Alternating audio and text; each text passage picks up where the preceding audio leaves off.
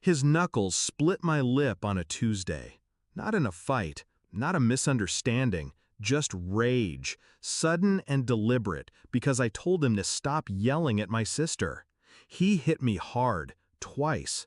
I still remember the taste of blood and tile, the way my head cracked against the corner of their kitchen counter. I remember the silence that followed, even louder than the impact, and then the door slamming shut behind him. But what I remember most is the message I got the next morning, from her. Stay away from us. Don't contact me again. That was it. No question if I was okay, no apology, no explanation, just us, her and the man who put me on the ground like I was nothing. So I stared at the screen, thumb hovering, heart pulsing. My reply was simple: done. And it was. Done with the sister I once braided hair for at 2 a.m. before prom. Done with the friend who cried into my chest when her ex cheated. Done with the woman who used to say, "It's you and me forever." Forever ended that day. But the story didn't, not yet.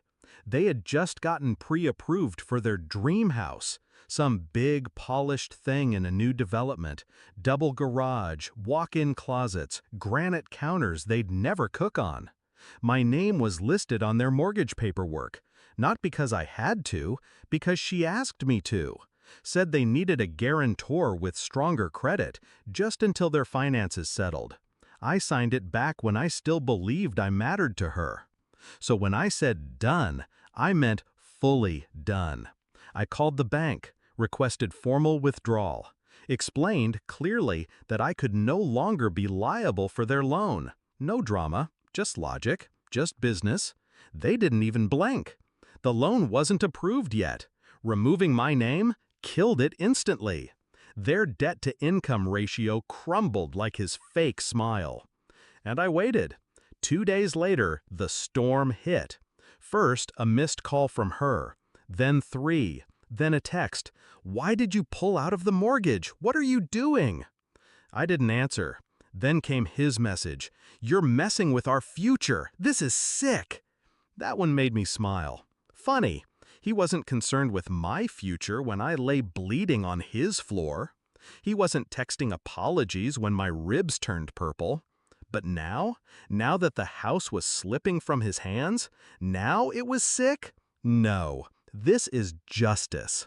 They'd already given notice at their apartment, put down a deposit, bragged all over social media, keys coming soon, and #homeowners, and finally making moves. Well, I made mine first. I pictured them sitting in the bank manager's office, dressed too clean, too confident, waiting to sign papers, then hearing, "Unfortunately, your guarantor has been removed. Your application no longer qualifies." I wonder if she cried. I wonder if he yelled. He seems to like yelling. The thing is, I didn't go scorched earth. I didn't post anything online. I didn't show the photos of my bruises. I didn't file charges. I didn't need to. That would have made me look desperate, weak. No. I stayed quiet, let them build their castle on sand, then calmly pulled the foundation from under them. Weeks passed, silence. Then last Sunday, I saw them, by accident, in the same grocery store. She froze by the freezer aisle. He glared at me like I'd stolen something. I didn't flinch. He looked at me the way cowards look at locked doors. She looked smaller than I remembered, like she'd shrunk under the weight of her own choices. She whispered, "You really did it, didn't you?" I nodded once.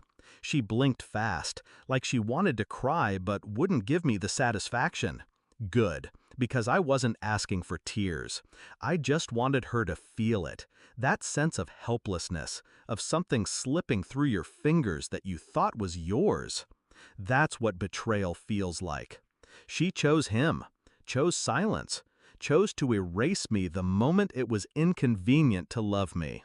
So I gave her exactly what she wanted: distance. And I let her discover that the bridge she burned was the same one holding her life together. They can still get a house someday, sure.